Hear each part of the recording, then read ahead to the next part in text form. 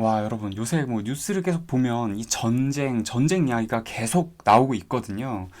현재 이 이스라엘과 팔레스타인 전쟁이 점차 이제 과열되고 있는 분위기입니다. 이런 추세라면 이게 뭐 제5차 중동 전쟁이 확전되지 않을까, 발발하지 않을까, 전 세계의 관심이 엄청나게 쏠리고 있는 시점인데요. 우리 채널에서도 이 이야기를 좀 해보려고 합니다. 근데 아마 다른 채널에서 많은 영상을 보셨을 것 같아서 이번 영상에서는 개전을 하고 나서 이게 10월 7일이거든요. 그리고 지금 10월 15일까지 약 한 7일간의 기록, 이거를 한번 같이 살펴보려고 합니다. 그래도 기본적으로 나라들 위치라든지 뭐 군사력 비교 이런 것들은 좀 해봐야 되니까 간단하게 보고 넘어가면, 우선 이스라엘입니다. 이스라엘은 국제법상으로는 텔 아비브라고 하는 곳이 수도로 인정이 되어 있지만 실제로 이스라엘 헌법상으로는 우리가 너무나 잘 아는 예루살렘이 수도입니다. 이 이스라엘 같은 경우는 인구가 910만 정도가 된다고 하네요. 그리고 종교는 유대교, 이슬람교, 기독교 등이 이렇게 분포가 되어 있는데, 여기가 이제 유대교의 본산이라고 볼 수 있겠죠. 이스라엘에 맞서는 팔레스타인. 그런데 저도 이번에 이제 자료를 조사하면서 알게 됐는데, 팔레스타인이 국가가 아니라는 사실 여러분 다 알고 계신가요? 이 팔레스타인은 지역명이고 정식 국가는 아닙니다. 이 팔레스타인의 수도는 라말라라는 곳이고 인구는 537만, 이스라엘의 한 60% 정도 수준의 인구를 가지고 있고요. 이들의 종교는 이슬람교가 98%, 기독교가 1.37%. 뭐 아마 이분들은 외국에서 비즈니스 때문에 오셨거나 이런 분들이겠죠. 그래서 순도 거의 98%의 이슬람교 사람들이 가득 차 있는 뭐 지역이다. 뭐 국가라고 봐야 되나요? 어쨌든 이렇게 볼 수 있을 것 같습니다. 참고로 팔레스타인 같은 경우는 아까 말씀드린 것처럼 그 정식 국가는 아닌데요. 유엔 그 총회로부터 2012년에 옵저버 국가로 인정을 받기는 했습니다. 그래서 국가 대우를 받고는 있다고 하는 그런 부분 한번 상식으로 참고해 주시면 좋을 것 같아요. 자, 그럼 지역을 잠깐 보면요. 여러분이 너무나 잘 아시는 것처럼 팔레스타인은 어디입니까? 바로 여기 있는 초록색 요 두 개가 팔레스타인입니다. 팔레스타인의 땅이 이렇게 찢어져 있죠. 이게 역사적인 이유로 찢어져 있고, 그런데 이 이스라엘을 중심으로 해서 이렇게 두 국가가 붙어 있기도 하고 양쪽으로 찢어져 있다 보니 뭐 당연히 마찰이 없을 수가 없겠죠. 그런데 이 예루살렘을 두고 이슬람교와 이 유대교를 가지고 있는 두 국가의 다툼이 당연히 빈번할 수밖에 없습니다. 여기 있는 웨스트뱅크라고 보이는데, 여기가 그 이스라엘 중심으로는 우측이긴 하잖아요. 근데 여기가 웨스트뱅크, 서안지구라고 불리는 이유는 여기가 요단강이거든요. 우리가 많이 들어본 그 요단강인데 거기에 서쪽에 있기 때문에 서안지구라고 합니다. 그런데 이 서안지구 쪽은 그래도 이스라엘과는 조금 친화적인 그 단체가 들어와 있어요. 그러니까 정부라고 표현하긴 애매하지만 어떻게 보면 여기 시료 지배를 하는 곳들이 있는데, 서안지구는 조금 이스라엘한테 친화적으로 이제 어떻게 보면은 관계를 맺지만, 이 문제가 되는 곳은 가자지구죠. 이 가자지구를 통치하고 있는, 시료 지배하고 있는 무장 단체의 이름이 하마스고요. 그래서 우리가 지금 하마스라는 이름을 굉장히 많이 보고 있죠. 하마스의 목적은 뭐 팔레스타인의 목적이라고 볼 수도 있는데, 이스라엘을 없애고요. 이 지역에다가 아예 그냥 이슬람 국가를 세우는 게 이들의 그냥 건국 목표 같은 거예요. 그렇기 때문에 이들은 당연히 무장 투쟁을 이렇게 할 수밖에 없는 상황인 거죠. 그래서 이런 것 때문에 늘 이 지역을 중동의 화약고라고 우리가 부르고 계속적인 전쟁이 일어났던 곳이라고 볼 수 있겠습니다. 그리고 전력을 한번 비교를 해볼게요. 이스라엘과 하마스군, 이 양쪽의 군사력을 비교를 하면 이스라엘군 같은 경우는 정규군이 17만 명, 그리고 예비군은 46만 명 정도가 국내외에 분포가 되어 있습니다. 그래서 토탈 병력은 대략 63만 명 정도가 되네요. 그리고 저는 요건 몰랐는데 비공식적으로 핵무기를 보유하고 있다고 해요. 그리고 전투기와 탱크도 뭐 넉넉하게 보유를 하고 있죠. 아무래도 뭐 이스라엘 사람들, 유대인들이 전 세계적으로 사실 금융을 굉장히 꽉 잡고 있는 사람들이기 때문에 당연히 본인들의 조국을 위해서 방위비로 어마어마한 금액을 뭐 지원도 하고 있을 거고요. 국가 자체도 워낙 위험한 곳이기 때문에 각종 그 아랍 국가들한테 둘러싸여가지고 특히 이 예루살렘이라는 지역 그 특징 때문에 더욱더 긴장감이 높기 때문에 아무래도 이렇게 많이 지출을 하지 않나라고 생각을 하고 있습니다. 반면에 이스라엘과 대결을 하고 있는 이 하마스, 이들은 뭐 정규 군이라고 보기는 어렵죠. 무장 단체, 뭐 군벌 정도로 표현을 해야 될 것 같은데, 이 국가들의 병력은 대략 한 3만 명 정도로 추산된다고 합니다. 뭐 많을 수도 있고요. 근데 이들의 이제 구성 자체가 이런 특작 부대를 한다거나 뭐 자살 테러를 한다거나 인질극을 하는 그런 나름 그래도 프로페셔널하다고 해야 되나? 이런 어쌔신 같은 조직들로 이루어져 있습니다. 그리고 이들이 도발을 하는 방식은 뭐 이들이 다른 국가에 도발할 일은 없어요. 거의 메인 타겟은 이스라엘인 거죠. 특히나 이제 강경파들, 하마스들이 가자 지구에서 이제 그 외곽 쪽으로 계속 이렇게 테러를 하는 구조인데 뭐 미사일을 꽤 많이 가지고 있다고 합니다. 근데 이 많은 미사일들이 뒤쪽에서 보여드리겠지만 이스라엘의 강력한 방위 체계를 이번에 좀 무너뜨려서 좀 물음표가 많이 생긴 상황이긴 하죠. 그리고 보시는 것처럼 뭐 인간 방패 전술 이런 것들을 좀 쓴다. 뭐 이런 것들은 그냥 뭐 도덕적으로 봐야 되나? 뭐 대외적으로 봤을 때 전 세계적인 그 시각에서 봤을 때는 옳은 방법은 아니죠. 그래서 이들을 테러 조직이라고 많이 평하기도 합니다. 두 군사력을 다시 한번 깔끔하게 정리하면 이스라엘은 어쨌든 돈을 가지고 금융을 꽉 잡고 첨단 기술을 가지고 있는 어떻게 보면은 뭐 신식 군대라고 볼 수 있고요.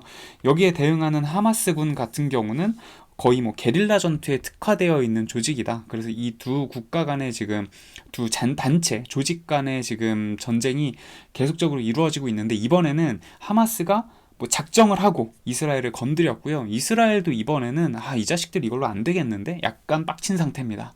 그래가지고 제대로 대응을 하고 있다고 보시면 될 것 같아요. 그러면 본격적으로 한번 보겠습니다. 10월 7일입니다. 10월 7일에 하마스가 먼저 기습 침공을 합니다. 침공하는 방식은요. 우선은 로켓을 발사를 했고요. 미사일 폭격을 공중으로 하고 동시에 지상군을 투입하면서 기습적으로 침공을 합니다. 그런 상황에서 이스라엘은 민간인 학살도 당하고 건물들도 막 파괴되고 이런 일들이 생기다 보니 결국은 선전포고를 하게 되죠. 그러면서 본격적인 전쟁이 시작된다고 보시면 될 것 같아요. 자, 좀 더 구체적으로 보면 이렇습니다. 지금 여기가 이 노란색이 아까 본 우리 서한지구 웨스트뱅크고요. 이 좌측에 있는 거, 요 초록색 지역이 가자지구죠. 가자지구를 확대해 보면 이런 식으로 나오는데요. 오전 6시 30분입니다. 10월 7일. 여기 보시면 요 초록색들이 있어요. 초록색 공격 루트들이 있는데 요게 이런 식으로 지금 원래는 요 선이 실제 그 가자지구의 선인데 지금 넘었죠.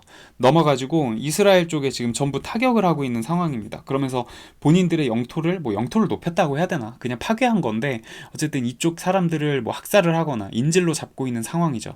이렇게 침투를 하게 됐는데요. 여기서 알아둬야 될 게 이 두 번째 키워드입니다. 두 번째 키워드가 바로 카삼, 요 카삼인데요. 까삼 로켓의 까삼이라는 이름의 유래는 반유대 무장 투쟁을 벌인 이슬람 성직자의 이름이 이즈 알딧 알 카삼이라고 해요. 근데 현재 하마스가 운영하는 무장 단체의 정식 명칭도 이 사람의 이름에서 유래해가지고 이즈 알딧 알 카삼 여단이라고 이제 되어 있는데 그걸 기리는 무기라고 보실 수 있겠죠. 그래서 실제로 영상을 보면 이렇게 사람이 손쉽게 들 수 있을 정도로 쉽고요. 거치대도 굉장히 간단해 보이죠. 그리고 그냥 불 붙여가지고 화약을 태우면은 바로 이렇게 넘어가서 폭격을 합니다. 뭐 재원에 대한 설명도 조금 해주는데요. 지금 보시는 것처럼 이 까삼은 그 1, 2, 3가 있는데 계속 개량이 되었고요. 지금은 거의 뭐 한 20km 정도까지 나간다고 하니까 굉장히 이들이 어떻게 보면 퀄리티를 높이기 위해서 나름 노력을 많이 했다고 볼 수 있겠죠. 근데 이 까삼 로켓 같은 경우에는요, 굉장히 이제 저렴하게 만드는 게 목표라고 합니다. 그래가지고 이 뒤쪽 추진기 있죠. 이 미사일이 이렇게 있으면은 이 뒤쪽에 그 불을 뿜는 추진기 부분은 설탕이나 초석, 비료 같은 것들이 섞여 있는 일종의 로켓 캔디 타입의 고체 연료를 쓴다고 하고요. 그리고 탄두 부분에서는 TNT, 질화 요소, 비료 이런 걸 넣어가지고 만들었는데 어쨌든 이것도 민간인 학살하고 건물 파괴하는데 충분하거든요. 근데 심지어 제조비가 한 80만 원 정도 수준으로 현재 많이 낮췄다고 합니다. 그러니까 굉장히 가성비가 좋은 무기를 들고 있는 상황인 거죠. 까삼을 가지고선 얘네가 계속 공격을 하는 거예요. 이스라엘로. 그러다 보니까 당연히 이스라엘도 미사일 방어 체계를 만들 수밖에 없었겠죠. 그 이름이 바로 그 유명한 아이언돔입니다. 지금 보시는 것처럼 이 다연장 로켓이고요. 이 안에 로켓이 굉장히 많이 들어있고 미사일이 날아오면 지금 이렇게 요격해가지고 땅땅 터트리고 있는 모습입니다. 그래서 굉장히 강력한 미사일 방어 체계라고 볼 수 있는데요. 자, 좀 더 디테일하게 볼까요? 지금 보시면 설명이 다 잘 되어 있어요. 일단 적의 대표가 미사일을 쐈다. 그래서 나가고 있으면요. 이스라엘 군의 탐지 추정 레이더가 어디에 얘가 어느 경로를 통해서 도착을 할지를 미리 파악을 하겠죠. 그리고 데이터를 전투 지휘 통제소에 넘겨줍니다. 그럼 데이터 분석된 것을 확인해서 그 위치로 미사일을 발사를 하는 거죠. 그러면 실제로 요격을 해서 공중에서 파괴를 시키게 되고요. 이 아이언돔 방어막 이하에는 큰 피해가 생기지 않도록 사전에 방어를 한다. 즉 적의 미사일을 추격해 유격하는 토탈 시스템이라고 보시면 될 것 같습니다. 근데 약간 TMI로 우리나라에서도 아무래도 북한과의 대치 때문에 이 아이언돔을 도입을 좀 논의를 하고 있었다고 하는데요. 이번 전쟁에서 이스라엘의 아이언돔이 얘네가 거의 한 6,000발? 5, 6,000발을 쐈다고 하거든요. 그러다 보니까 얘 혼자서 커버를 할 수가 없었던 거예요, 전부. 그래가지고 결국은 방어막이 뚫리게 되는 구조였거든요. 그러다 보니까 우리 이제 정부 내부에서도 좀 고민이 있을 것 같습니다. 왜냐면은 북한은 하마스와는 당연히 비교가 안 됩니다. 우리가 뭐 북한의 그 군사력을 좀 무시할 때가 좀 있긴 한데 이들이 가지고 있는 뭐 장사정포 같은 것들이 일단 개수 자체가 비교가 안 될 정도로 많고요. 어쨌든 이 쏘는 미사일의 퀄리티 자체도 굉장히 높기 때문에 우리도 어쨌든 더 강한 뭔가 방어 체계라든지 대응 체계를 조금 준비를 해야겠다. 이런 생각이 좀 드네요. 자, 어찌되었건 이런 식의 이제 뉴스 기사들이 나옵니다. 그 무장정파 하마스가 자기들이 주장을 했는데요. 한 20분 동안 5,000발 이상의 로켓포를 쏴가지고 아까 앞에 말씀드린 아이언돔을 무력화시켜 버린 거죠. 그리고 뭐 이미 군대들이랑 대치 중이고 이스라엘은 그 사이에 이제 전쟁 준비 선언하고 예비군을 소집을 했죠. 그리고 주민들도 좀 안전하게 머물도록 일단 계속 대피령 등등을 내리곤 있는데 그게 이제 당장 이게 효과가 있겠습니까? 너무 이게 속수무책으로 초반에는 기습 공격에 당하니까요. 그래서 이런 상황이고 이러다 보니까 이제 점점 이스라엘 쪽에서는 이 하마스를 응징해야 되겠다는 생각이 점점 이제 자라났겠죠. 그래서 결국 이렇게 로켓과 지상군 투입 그리고 민간인 학살까지 하마스가 굉장히 빠르게 진행을 하니까 이분이 이제 요아브 갈란트 이스라엘 국방부 장관이신데 이분이 어떻게 보면은 뭐 1차 선전포고라고 해야 될까요? 그 선전포고를 진행을 합니다. חמאס עשה טעות חמורה הבוקר ופתח במלחמה כנגד מדינת ישראל. 이런 식으로 굉장히 비장하게 일단 선전포고를 하시는데요. 이 내용을 간략하게 제가 이제 설명을 해드리면 이 하마스는 오늘 아침 굉장히 중대한 실수를 저질렀다. 이스라엘 국가를 상대로 전쟁을 시작했는데 이스라엘 군은 이 모든 지역에서 적과 맞서 싸우고 있다. 우리 군은 모든 이스라엘 국민들에게 보안 지침을 따를 것을 촉구를 하고 이스라엘 국가는 이 전쟁에서 승리할 것이니까 걱정하지 마라. 싸울 것이다. 라고 하면서 이제 선전포고를 하는 거죠. 그렇게 이스라엘 전역에 대대적인 정말 공습 경보가 일어납니다. 그렇게 해서 이제 초기에는 이스라엘인 분들이 한 5명 정도가 사망하고 뭐 100명 정도가 부상을 입었는데 그분들이 이제 점점 수가 늘어나면서 100여 명 사망 그리고 거의 한 1000명 이상이 부상이다. 이런 식으로 이제 부상자가 이제 계속 언급이 되면서 뉴스에 실시간으로 속보가 뜨기 시작했습니다. 이게 10월 7일 개전 당시의 상황이라고 보시면 될 것 같아요. 자, 그리고 다음 날인 10월 8일입니다. 역시 계속적인 교전은 당연히 있고 지금 민간인들은 굉장히 고통스러운 상황입니다. 이때 이스라엘은 제40조 알레프라는 걸 발효를 하고요. 그 다음에 가자 지구에는 대피령을 날리게 되는데 어떤 내용인지 한번 살펴보겠습니다. 지금 보시는 것처럼 하마스는 일단 본인들이 어느 정도 침투를 해가지고 파괴시켜 놓고선 또 다른 곳 계속 테러를 하러 돌아다니고 있겠죠. 그러다 보니까 심지어 나름 이스라엘에서 굉장히 내부에 있는 오파킴이라는 지역까지 진출해가지고 테러를 하고 다니고 있습니다. 그리고 가삼 로켓도 계속 분쟁 지역으로 계속 보내면서 지속적인 포격을 하고 있는 상황이고요. 이때 좀 안타까운 일이 발생을 하는데 그 레임 음악축제라고 하는 게 한 요쯤에 있었던 것 같아요. 레임 음악축제가 진행하고 있었는데 이때 관객들을 납치하고 살해하는 이런 일들이 좀 발생을 하게 됩니다. 이스라엘 군도 당연히 여기에 대응을 합니다. 그래서 이스라엘에 침투한 하마스 병력을 좀 제거를 하고 뭐 가자 지구의 전력 및 보급을 차단하는 등 여러 가지 활동을 하고 있는데요. 지금 보시는 것처럼 여기 이스라엘 분들이 어느 정도 다시 이제 리테이큰 수복을 하고 있는 상황이죠. 하지만 이제 이들이 워낙 게릴라 전술이고 이쪽 저쪽으로 막 공격을 하고 있기 때문에 이스라엘 군도 초기에는 좀 정신을 못 차리고 있는 상황인 것 같긴 합니다.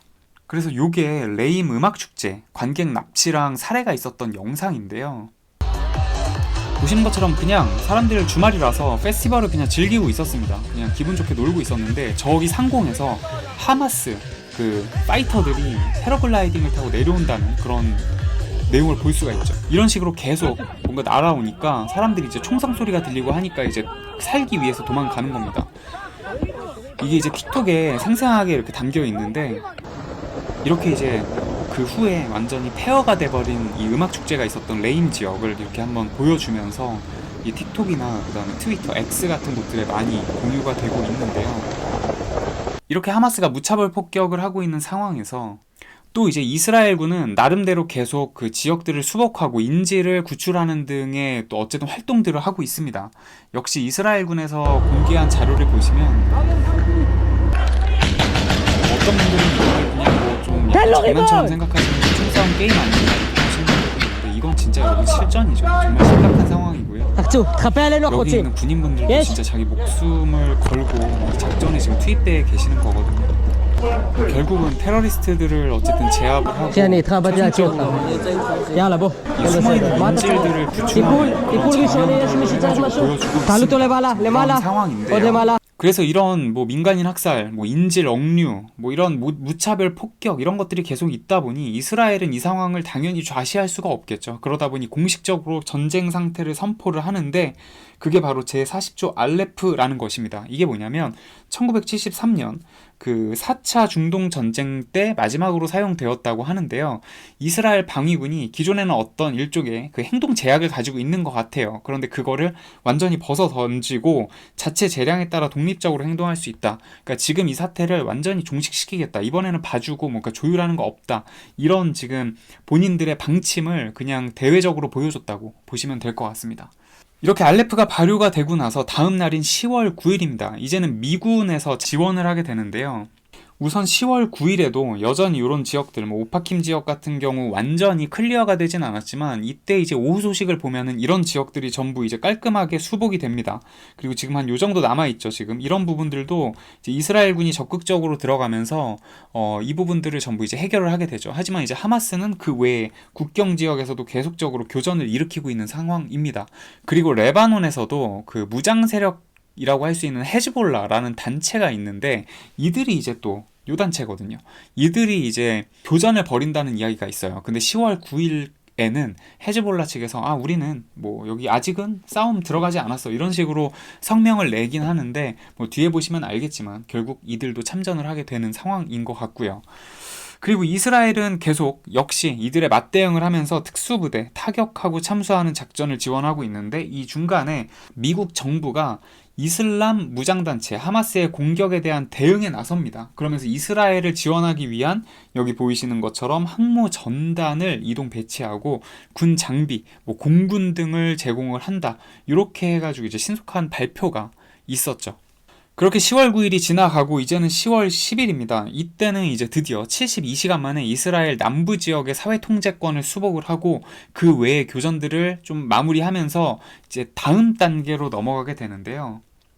지금 보시는 것처럼 일단은 여기 전부 이 파란색 영토가 이제 이스라엘이 다 수복한 곳이거든요. 그래서 지금 다시 가자지구 원래 라인을 이제 유지를 시킵니다. 여기까지 타이트하게 압박을 해 들어가고 있는 상황이고요. 자, 그리고 10월 11일 국소 단위로 하마스에선 여전히 테러를 하고 있습니다. 국지 도발을 계속 해주는 거죠. 그리고 시리아에서 근데 이스라엘 쪽으로 발포를 하게 됩니다. 그러면서 뭔가 이제 중동 국가들이 뭔가 점점 참전을 하게 되나? 이런 이제 물음표들이 조금씩 나오기 시작하죠. 이스라엘은 이거에 대한 반격으로 이슬람 대학교를 공습을 하는데요. 이 이슬람 대학교가 이런 하마스 테러 같은 것들을 좀 교육하는 그런 기관으로 쓰이기도 한다는 그런 얘기가 있더라고요. 그래서 그런 어떻게 보면은 뭐 하마스 측으로 보면은 그들의 인재들이 모여 있는 곳이죠. 그 양성소나 전투 기지 같은 곳인데 여기를 이제 공습을 해서 파괴를 시키고 무력화를 한다. 그리고 이스라엘은 이제 전시 거국 정부 구성을 합의를 하게 됩니다. 이런 상황인데 10월 11일에는 여기 보시는 것처럼 이제 군사작전 지역으로 아예 이 지역이 완전히 잡혀버리고요. 이제 이들을 안쪽으로 몰아 넣는 것이 그리고 이제 항공모함이 이제 들어오면서 아예 이쪽을 어떻게 보면 이제 전력이랑 전부 물자 공급을 다 끊어버렸잖아요. 그래서 여기를 완전히 봉쇄하고 있는 상황이라고 보시면 될 것 같습니다. 그리고 10월 12일에는 더 끔찍한 일들이 생기는데요. 보시는 것처럼 헤즈볼라 영유아를 참살한다? 이게 뭐냐? 헤즈볼라가 막 대전차 미사일로 이스라엘군을 막 그 공격하기도 하고 그런 영상을 자기들이 막 그 공개를 하기도 하고요. 그 낙하산 부대 같은 것들을 침투시켜요. 그래가지고 막 자폭 드론으로 국경지대를 막 폭격하는 그런 사건도 일어나게 됩니다. 근데 이스라엘 총리실 그 트위터 계정에서 영아들을 참수를 했다. 그리고 이들을 분살했다. 막 이런 사진 증거가 공개됐다는 이야기가 나오면서 진짜 이 전쟁 상황이 너무나도 끔찍한 상황으로 치닫는 것을 보여주는 그런 단면이라고 할 수 있겠죠. 그런데 이렇게 굉장히 전황이 급박하게 돌아가는 상황에서 사우디와 이란의 최고 수뇌부가 가자 사태 해결을 위한 회담을 한다고 합니다. 이게 BBC의 기사에서 나왔는데요. 그 이란 대통령인 이브라힘 라이시와 그 다음에 사우디아라비아의 황태자 무함마드 빈 살만 이 두 사람이 가자 사태 해결을 위해서 전화를 했대요. 그러면서 이제 뭐 이야기를 하니까 그리고 실제로 사우디와 이란이 이런 회담을 한 것도 거의 7년 전 이후로 처음이라고 하는데요. 이런 사건 때문에 이거 생각보다 그래도 어떻게 설득을 잘 해가지고 해결되려나? 이런 기대감을 좀 주기는 했죠. 그래서 이런 사건들이 있었습니다. 그런데 이런 상황에서 다음 날인 10월 13일에 이스라엘은 일단 가자지구 주민 전원 대피령을 내리게 됩니다. 그리고 뭐 24시간 내에 전부 다 떠나라라는 이야기를 하거든요. 그리고 이제 뭐 로이터 통신 같은 곳에 따르면 이스라엘이 곧 대규모 공습 작전을 가자시티 인근으로 해가지고 이제 시작을 할 거다. 이 가자지구를 더 타이트하게 압박할 것이다라는 이제 이야기들이 나온다고 합니다. 그러면서 막 대피하는 소동이 벌어지고 있다고 하는데 그 시간도 굉장히 촉박해가지고 오히려 이거에 대해서 일부는 이스라엘한테 막 비난을 하는 그런 케이스도 있고 지금 막 이 어디가 아군이고 적군인지 모를 정도로 이 전쟁 상황이 굉장히 급박하게 돌아가고 있어요. 근데 여기서 보시면 바로 전날 이 사태 해결을 위한 회담이 있었는데 이라크, 레바논 그리고 어제 나왔던 이란까지 중동 국가의 이스라엘 규탄 시위가 점점 가속화됩니다. 이게 미국에 있는 월스트리트 저널에 따르면요. 팔레스타인을 지지하면서 이스라엘 규탄하는 시위가 계속 늘어나고 있다고 하는데요.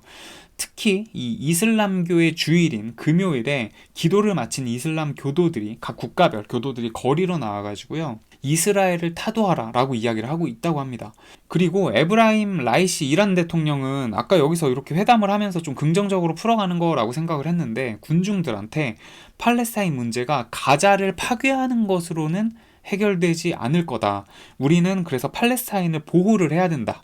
이게 우리의 의무다. 그렇기 때문에 팔레스타인 사람들과 세계는 오히려 이스라엘 너희들한테 책임을 물을 것이다 라는 식으로 일단 이야기를 했다고 합니다. 물론 이게 어떻게 보면 전쟁을 바로 하자라기보다는 이스라엘한테도 그런 식으로 빡세게 하지 마라. 너네 좀 조심하면서 팔레스타인을 다뤄줘야 된다. 뭐 이런 식의 뉘앙스를 보여주는 것 같긴 한데 어쨌든 갑자기 또 중동에 있는 이슬람권 국가들이 단합을 하고 뭉치는 지금 그런 분위기가 조성이 되고 있는 상황이에요.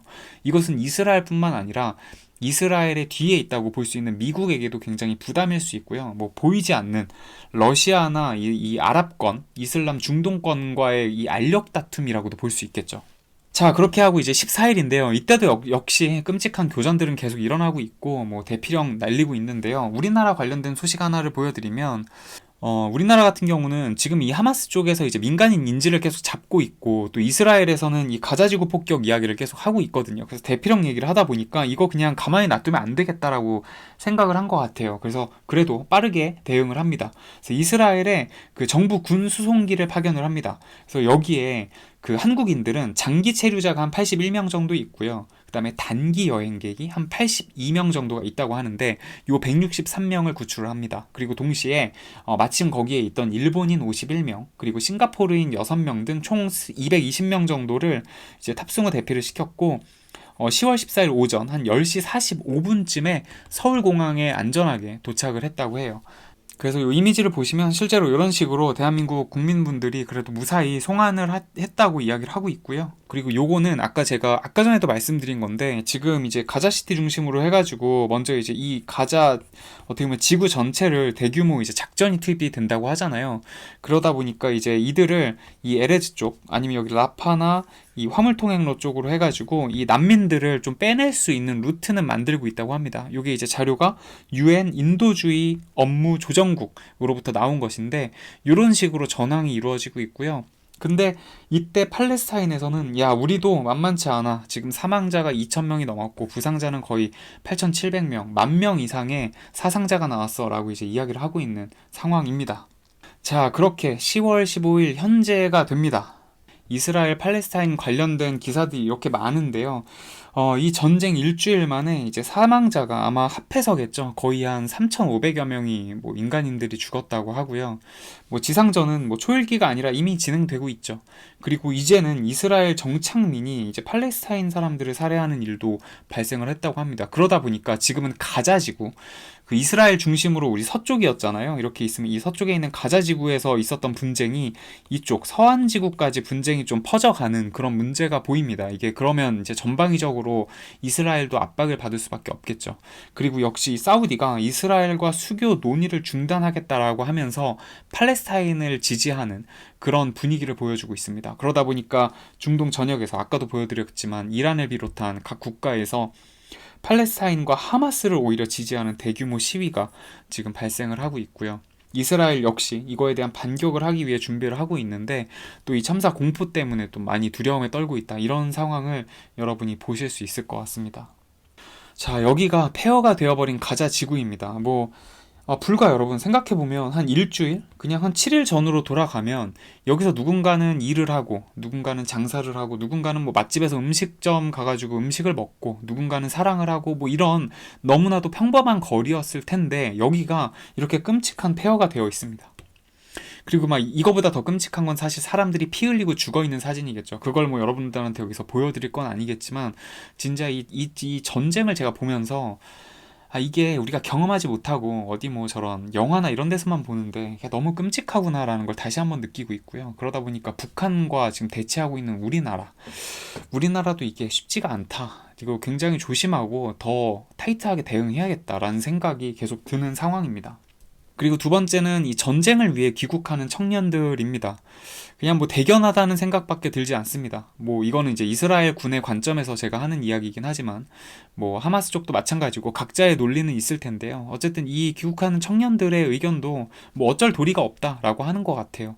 먼 외국에 있으면 사실은 그냥 전쟁 있는 거 모른 척하고 거기에 있을 법도 한데 이 어떻게 보면 나름 유능하고 굉장히 똘똘하다고 하는 이 유대 뭐 이스라엘 사람들이 이렇게 돌아와서 국가를 지키기 위해 결국은 목숨을 내놓는 이런 장면들을 보면은 좀 대단하다는 생각이 들고 우리도 만약에 정말 그런 일이 일어나면 안 되겠지만 당연히 적절한 협상을 통해 가지고 그 전쟁이 없는 게 베스트긴 하지만 정말 위급한 상황이 나면 우리도 이렇게 해야 되지 않을까라는 생각을 감히 한번 해봅니다. 자, 여러분, 그래가지고 지금까지 이 이스라엘 그리고 팔레스타인 혹은 뭐 하마스라고 불리는 이 두 국가 혹은 지역 이들의 7일간의 전쟁 이야기를 한번 봤는데요. 어떤가요, 여러분? 굉장히 저는 끔찍하다는 생각도 들었고요. 또 한편으로는 이 팔레스타인이 국가가 아니고 지역이라고 했잖아요. 그리고 이 예루살렘이라고 하는 이 유대인들과 그 다음에 이슬람교를 믿고 있는 사람들한테는 이게 성지로서의 그 가치가 있는 지역. 어떻게 보면 이 지역을 어떻게 탈환하기 위한 굉장히 이기적인 국가들 간의 경쟁, 그리고 거기를 탐욕스럽게 보고 있는 같은 동족이면서도 어떻게 보면 경쟁자들 이런 관객 같은 것들이 너무 이렇게 보이고 막상 그 안에서 죽는 사람들은 다 이런 민간인 분들이잖아요. 사실은 그냥 거기서 태어난 거밖에 없는데 그 사람들이 겪는 이런 피해 같은 걸 보면서 조금 끔찍하다라는 생각이 많이 들었습니다. 한번 요 다음에는 이 전쟁의 이면에는 어떤 이야기가 숨어 있는지, 그리고 이 이스라엘과 팔레스타인의 역사적으로 얘네는 왜 저렇게 두 개로 쪼개져 있는 건지, 왜 싸우는지, 같은 예루살렘을 성지로 두고 있으면 오히려 더 화합할 수 있는 게 아닐까? 이런 생각도 많이 드는데, 그런 이야기들도 한번 풀어보도록 하겠습니다. 아마 제가 한 이야기 중에서 뭐 약간 틀린 설명도 있을 수 있고요 할 텐데 그런 부분은 언제든지 댓글로 이제 지적해 주시고 알려주시면 저도 많이 배워갈 거고요. 지금까지 좀 부족하지만 요 이야기 재밌게 들어주셔서 진심으로 감사합니다. 좀 무거운 주제라서 제가 막 좀 이렇게 재밌게 풀 수는 없는 부분이죠. 너무 끔찍한 일이고 우리도 휴전 상태인 우리에게도 굉장히 많은 그런 교훈을 주는 전쟁이 아닐까라는 생각이 들기 때문에 이 사태를 처음에는 좀 먼 나라 이야기라고 생각하고 그냥 이렇게 중동 얘기 좀 어렵잖아요. 잘 모르겠고. 근데 이번에 좀 공부를 하면서 많이 저도 깨달은 것 같습니다. 뭐 말이 많았네요. 어쨌든 오늘은 여기서 마치도록 하겠습니다. 또 다음 시간에 뵙도록 하겠습니다. 감사합니다.